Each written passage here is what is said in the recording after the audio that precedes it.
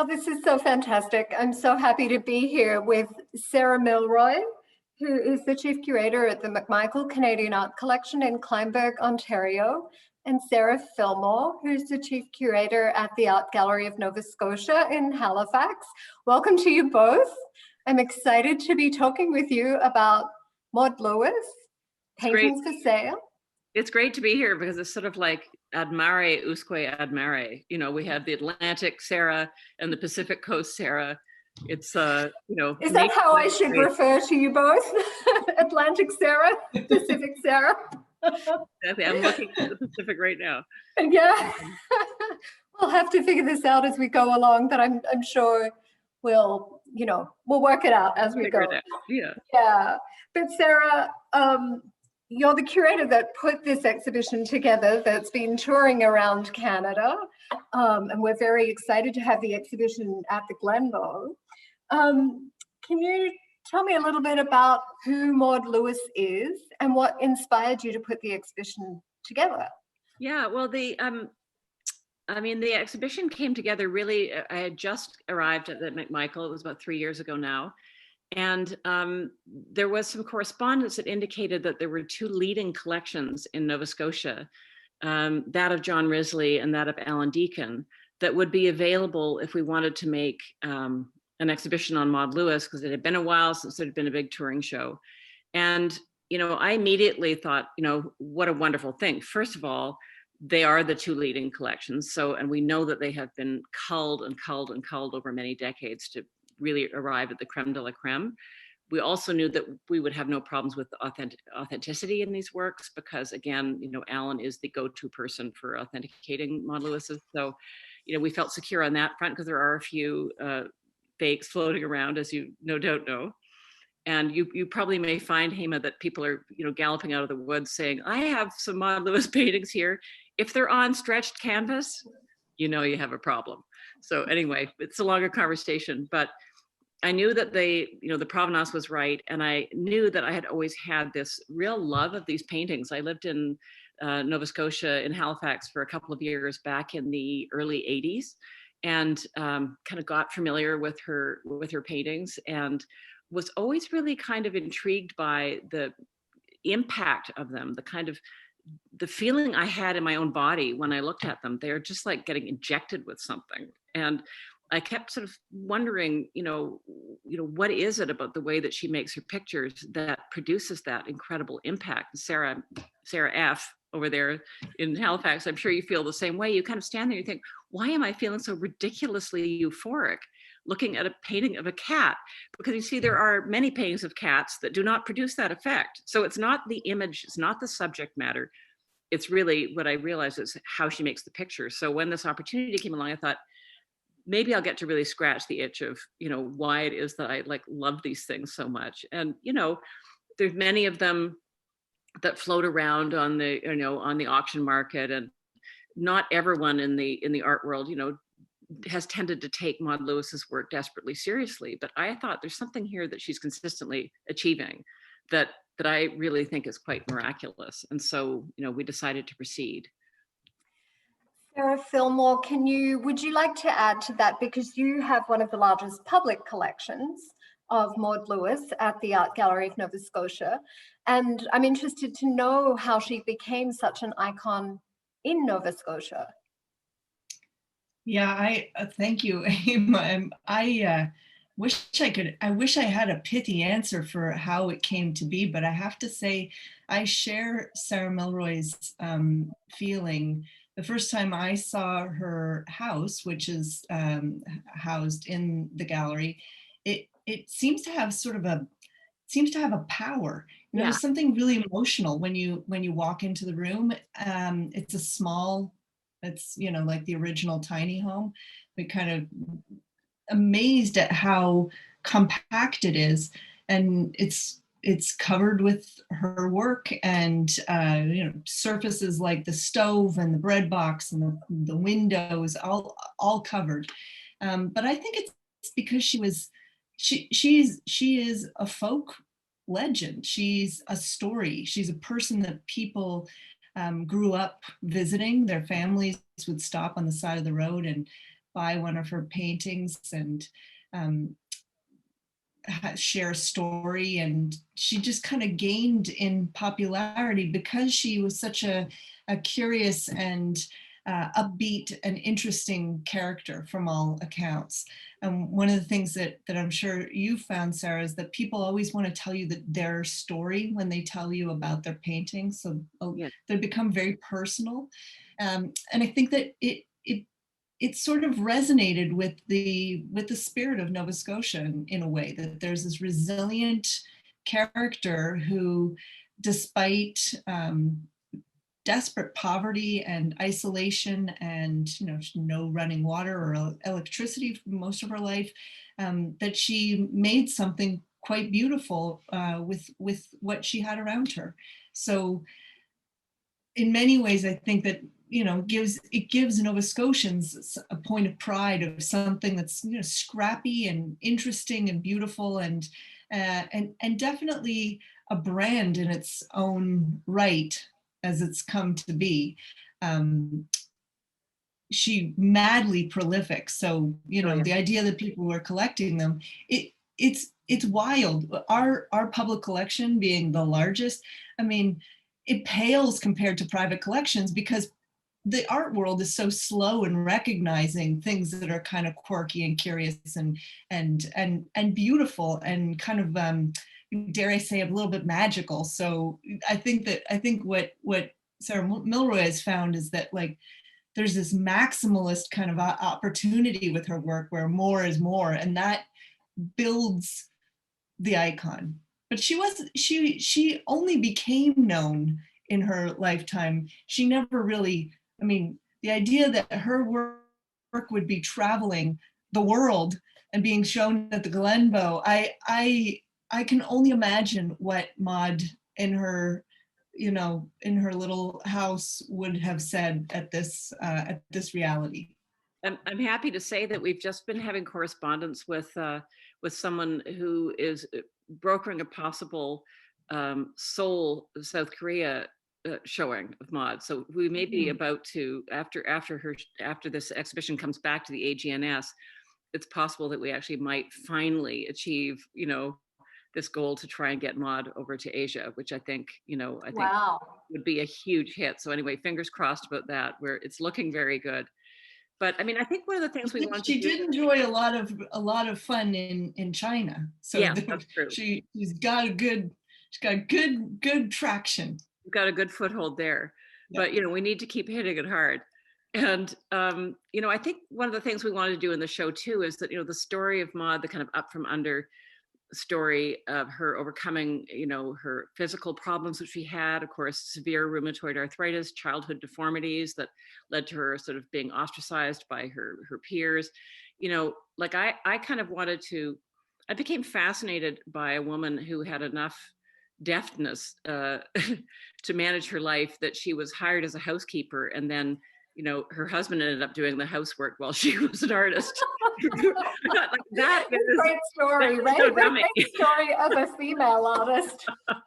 Exactly. So I do feel like there's kind of a feminist, take to this too, of like, how did she, engineer this situation for herself in which she could continue to make her work all her life? And there's no question about it. I mean, we called the show Paintings for Sale, and I can tell you the story of how that came about, but because we wanted to drive straight at that fact that she was making these works for sale. But I mean, my position is of which artist who survives and can buy groceries, is that not the case? So why don't we just run straight at this issue of, that she was like cranking them out, because I think what you see when you look at the pictures is that she is having fun.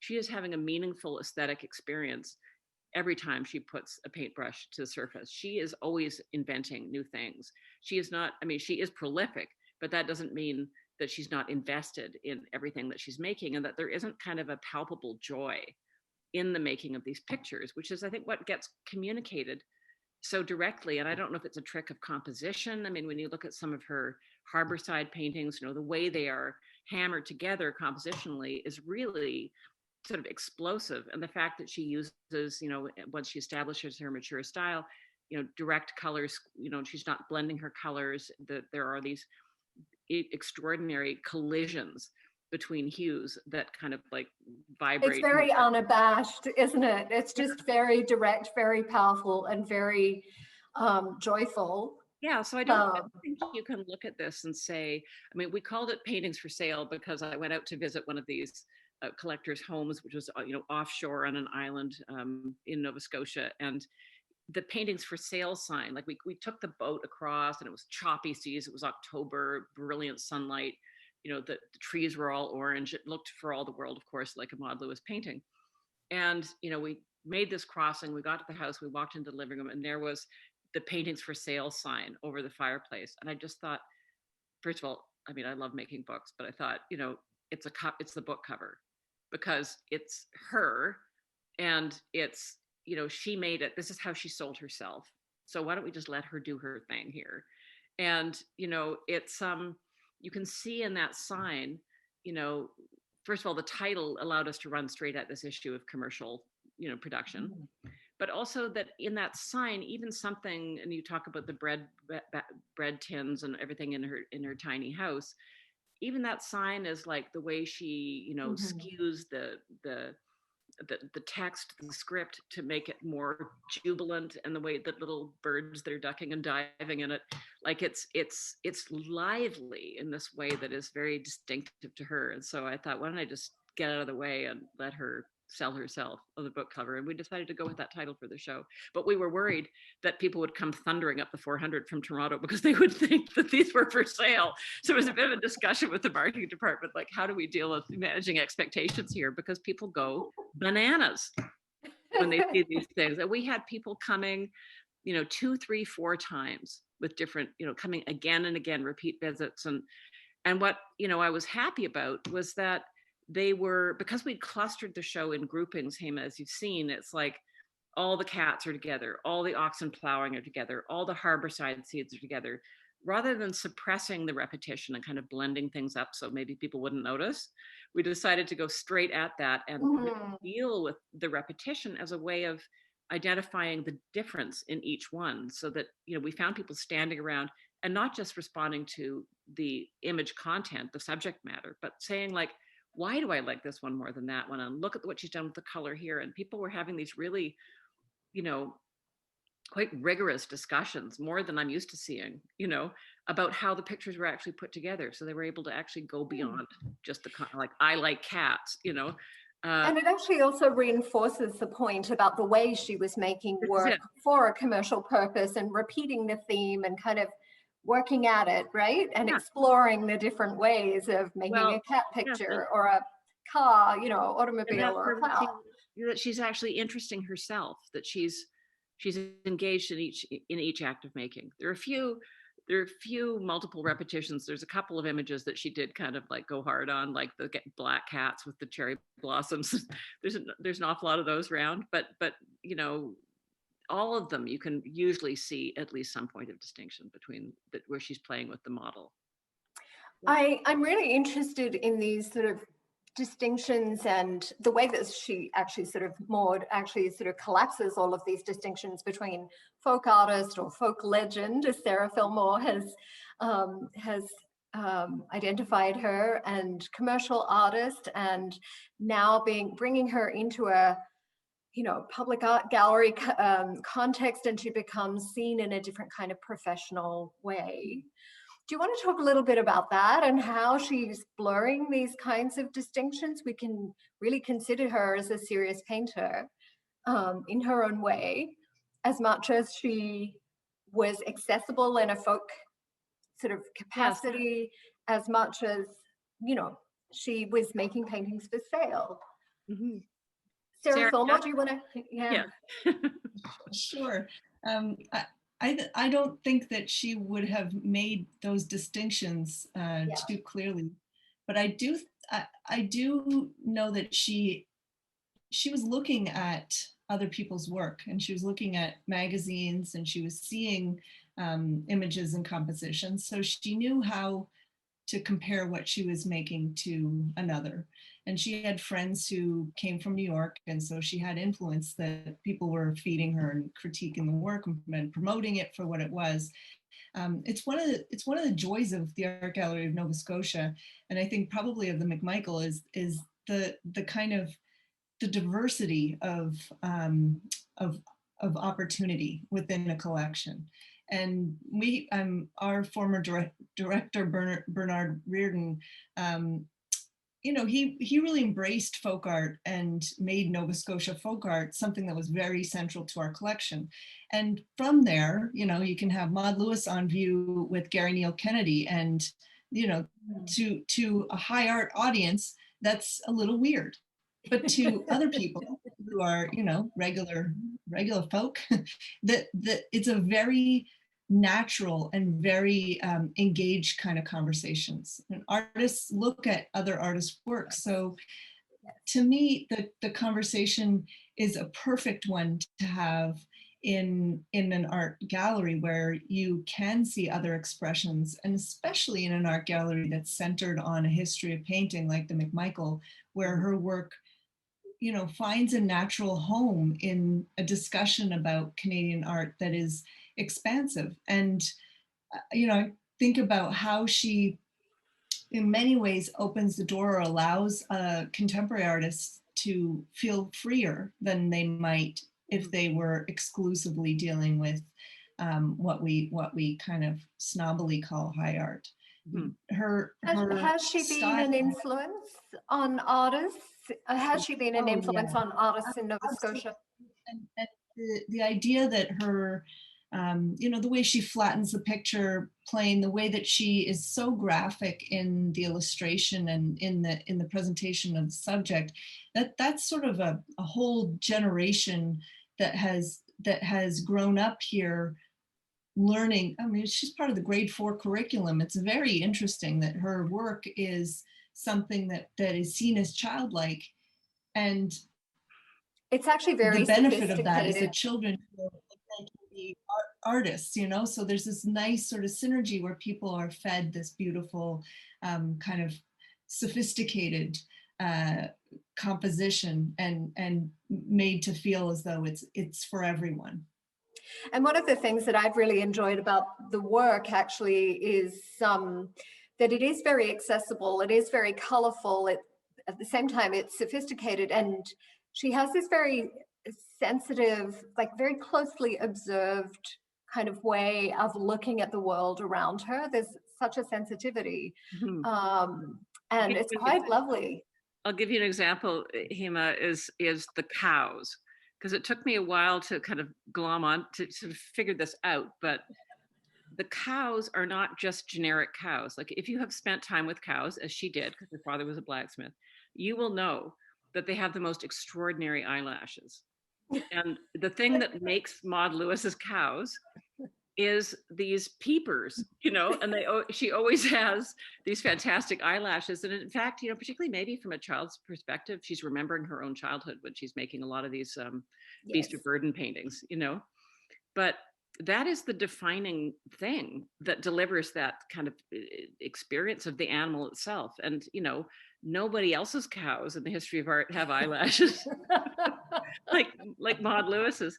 And there's also, I mean, as I mentioned before, there's a lot of cat paintings out there, but none of them have this kind of like, you know, the eyes that are just like, you know, so alert and so kind of startled and in a way disapproving of whatever it is that they're looking at. You know, there's a catness about them that far exceeds the norm, you know. And I really love the deer paintings, and it's a similar thing. Like they're just so beautifully observed, and their sense of movement. And she had the grumpy cat long before Grumpy Cat showed up.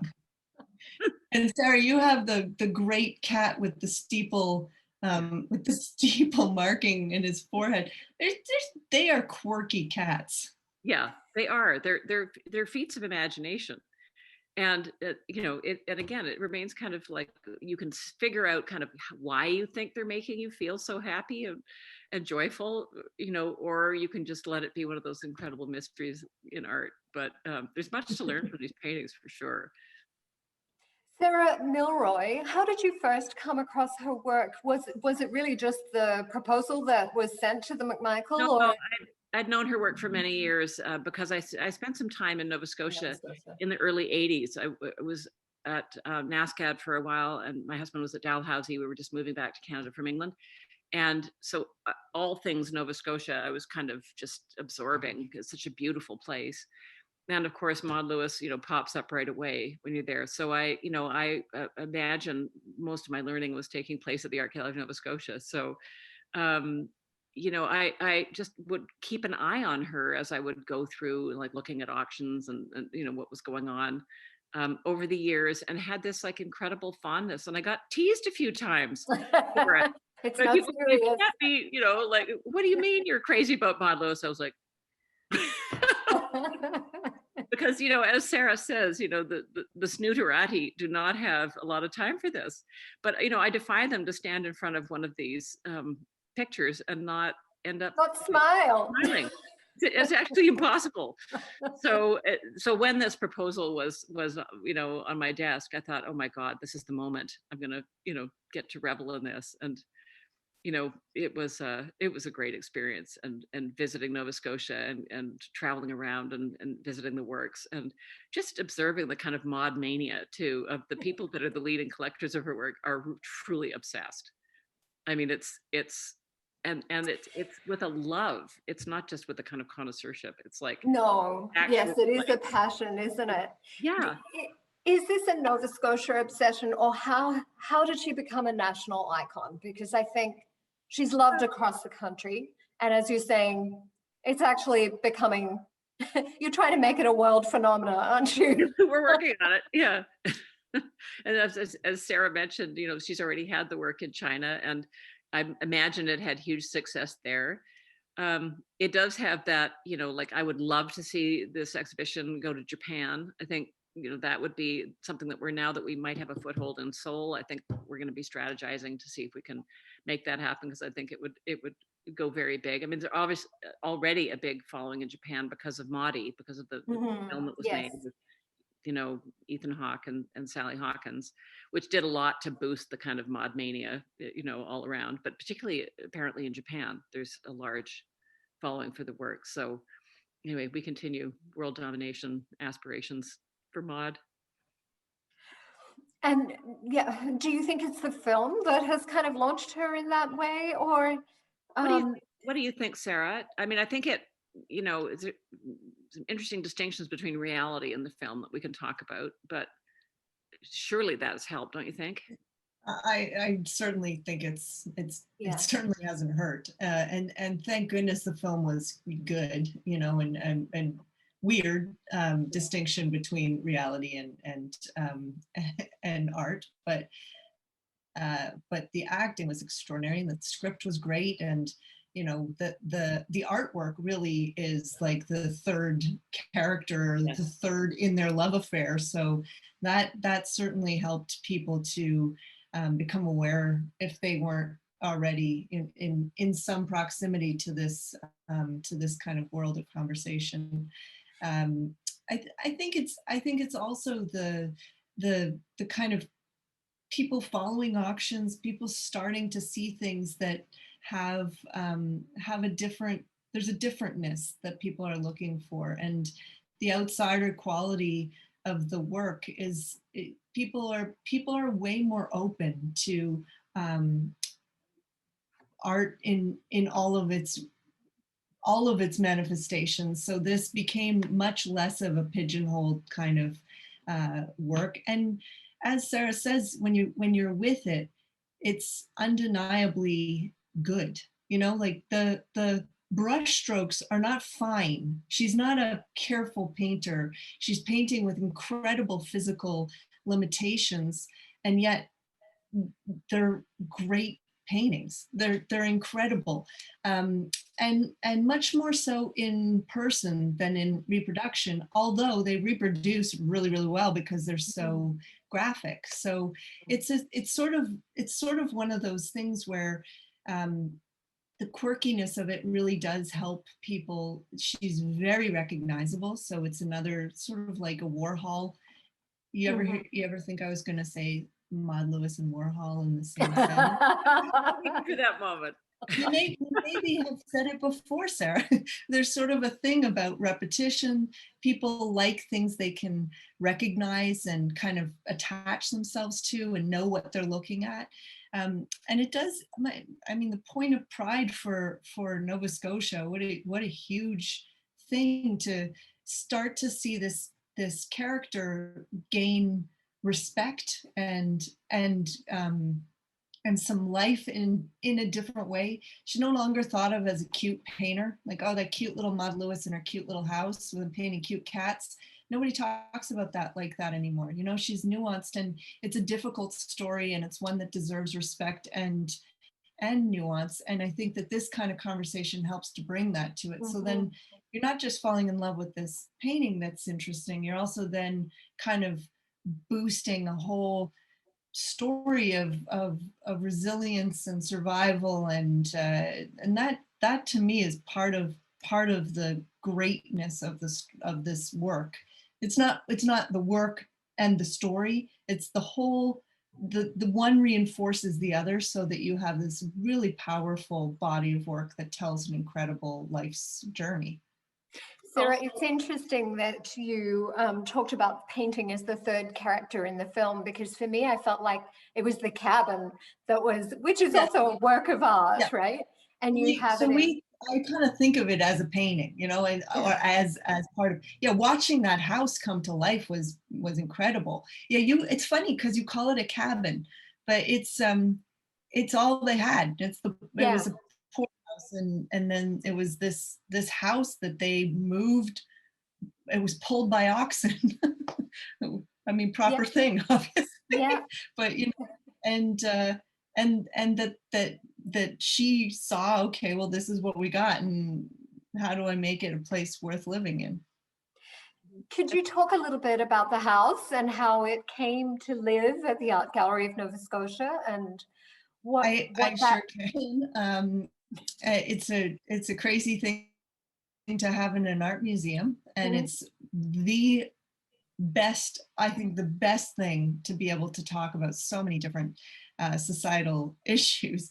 But it came to us after Maude died. Everett lived in it. She died in 1970, and he died in 1979. Adding to the juicy story is he died in the house during a break-in, so that there's some good ghost story background if you like it. But it was then in the hands of a society called the Maude Lewis Painted House Society in Digby, and they worked diligently to raise money so that they could restore the house, which had kind of turned into the kind of place where teenagers go to do bad things, and things were rotting, and it's like, it was obvious that people wanted this beautiful piece of their history preserved, but no one really could get it what it needed until 1984, when it was given to the province, and then the art gallery was deemed the proper home. And then it took 10 years to restore the house and to build the gallery around the project. So it actually was restored shingle by shingle. And there's a great, for all you preservation art nerds, there's a great little book, The Painted House, Maude Lewis Painted House, that Laurie Hamilton, our former conservator, wrote and participated in this restoration. And she spent, sort of her life's work, this restoration. Everything was taken apart and restored, and pieces were remade. And then it's been on view since 1998. And we're now in the process of designing a new gallery. And I'll tell you where the kicker is, how are we going to ensure that house has a glorious new home where it can be celebrated and the story can be celebrated to the degree that it should be. So that's been its journey since 1926. Sarah Milroy, did you have a thought? And I might have cut you off there. No, I was just when Sarah was talking earlier about, you know, looking at Maude Lewis within the context of other art, and you know, I think one of the things about the moment we're in is really, which is why it's interesting to present an artist like Maude Lewis in a fine art museum, is, you know, that there is this moment now where we're looking at cultural production as opposed to these hierarchies of this is craft and Mhm. this is high art and this is And this is commercial folk art art, and this and is, so on, yeah, and this is folk art, you know. yeah, And of course there's many stories in the history of art about untaught painters, you know, yeah, having enormous impact on, you yes, know, high art studio artists. And I think of like Alfred Wallace and in the UK, and Wallace's impact on like Ben Nicholson and Moore and Hepworth and so on, like a really hugely impactful figure in terms of encouraging a kind of economy of gesture that he was so brilliant at. And if anyone doesn't know Alfred Wallace, you should like scurry to your Google and have a feast for the eyes. But, you know, I think we are now in this moment where we're understanding, to speak of Nova Scotia, that, for example, you know, a Mi'kmaq basket made 100 years ago is an equivalent cultural product, of course, to like a Lismer painting of battleships in the Halifax harbor, that we can't really anymore endorse these ideas of sort of preferring one or giving more power to one or more serious consideration to one over the other. They're all people work making cultural products in whatever way they can, whatever place in the world they're in. Some have more privileges than others, but it doesn't mean the artistic impulses are not equivalent. And I think that's part of the thing that's interests me so much about Maude Lewis is, you know, what she made of having absolutely nothing to go on, and, you know, creating this opportunity for herself in the way that she did. But, you know, we need to look at her work on a par with that of other, you know, artists who may have had access to different kinds of training and so on, but still there's nothing lesser about, you know, the aesthetic impulse there, Mhm. and to be honored accordingly. Do you think that making paintings for sale changed her style? I don't see any evidence of that. I mean, what changed her style was getting access to different kinds of paints. I think, Yeah. Sarah, I'm right in saying that she, you know, like Everett was kind of like trying to find her paints on the cheap. So there's a lot of the early paintings have this kind of, you know, baby couldn't help but brown green kind of color in the background that obviously was, you know, practically being given away. I still love those paintings, but, you know, she then gets into these primary hues, and the rest is history. But, you know, I think it was access to materials that changed her style. And I think that she also came quite organically to a more of a flatness approach rather than trying to simulate depth. I think, you know, through traditional means of perspectival or shading or whatever, she really comes to really very quickly set aside those kinds of strategies in favor of something much more like bold and flat, as Sarah's mentioned. So I don't see. I mean, what's interesting is I think these are paintings for sale, but I don't see them as paintings that pander. And I think it's a very Mhm. distinction there. You know, I think Yes. she's making an authentic gesture for herself first and foremost. Yeah. The Yeah. beautiful thing about the show, because it's so rich, there's so much in it. There is the early, you know, the works on the shutters. There's some really early beautiful fineness in her brush stroke, Yes. and decorative quality in how she's creating image that is interesting to me because of what you're saying, Sarah, that the material at that early stage wasn't great material that she was working with. But as she loses facility in her hands, her brushes get better. So she doesn't lose facility in the image. And that's sort of that's a really interesting kind of equalizer in some ways. But she does. I think it's a beautiful statement that that the paintings are for sale, but that they don't pander. And she finds things that work, and she knows that they're going to be interesting to people. But she doesn't.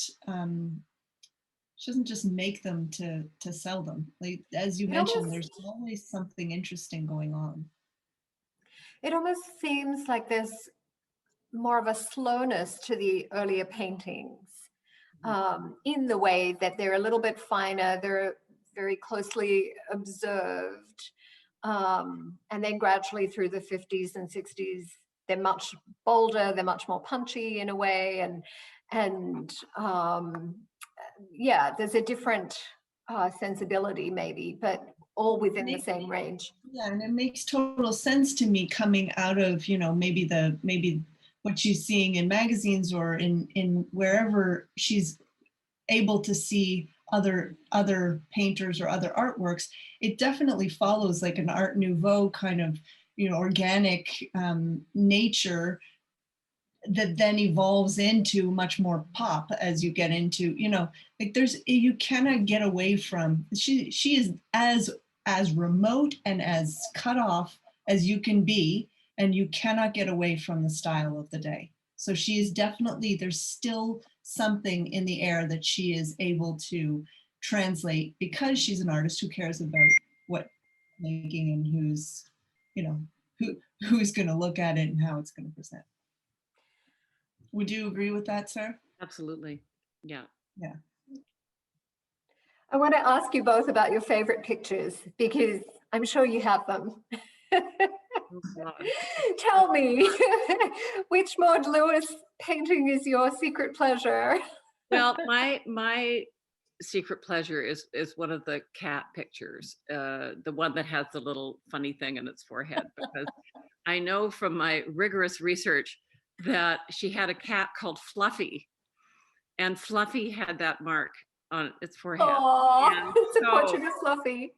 This is her à la recherche de Fluffy perdu, and I feel that there's just a tenderness in the expression, and the composition is so beautiful. It's an unusual painting for her because it is vertical in format, you know, and it has a kind of bodhisattva-like kind of about it that I love. But I also, you know, very much love the harbor pictures, as I mentioned before, because I think they're very geometrically interesting in the way that she moves. You know, you see the way that she skips the color around the composition to anchor it and pull it together. Mm-hmm. Like those are, you know, from a formal compositional point of view, those are probably more sophisticated and worthy of, you know, serious. I love those paintings too. Yeah. But you know, that particular cat, I used to just, it was our offices, you know, I would walk by it all the time, and it was just, I could not bear to stop and just to have a little moment with, you know, Fluffy. Anyway, there goes my reputation as a I love it. Sarah Fillmore, do you have a favorite or a secret pleasure?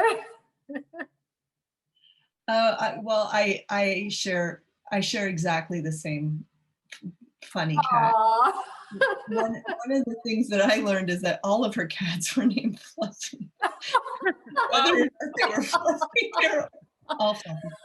They're all fluffy. Well, I have to say, I also really love the yellow birds and the apple blossoms, and you know, I mean, it's hard not to love the way that she makes a painting. And I love the weirdness of some of her winter scenes where it's, you know, it's fall, it's spring, it's people skiing, you know, and I thought that was kind of like very fantastic that she was kind of like imagining all these seasons until I lived through it here, and I was like, oh my God, it's everything at once kind of.